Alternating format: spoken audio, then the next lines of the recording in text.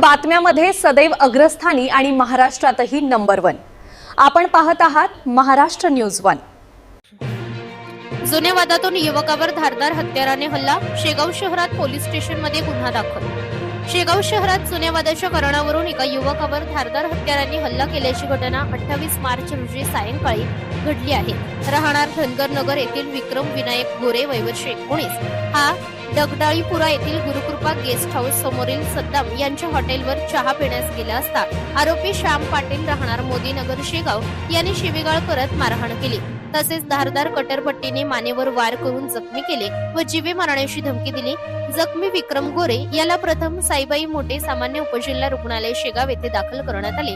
त्यानंतर पुढील उपचारासाठी जीएमसी अकोला येथे रेफर करण्यात आले।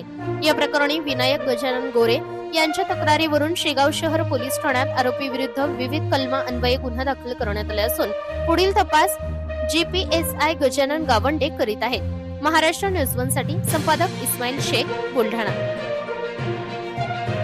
या बातमीचा व्हिडिओ तुम्हाला आवडला असल्यास व्हिडिओला लाईक करा, शेअर करा आणि महाराष्ट्र न्यूज 1 या न्यूज चॅनलला सबस्क्राईब करा। धन्यवाद।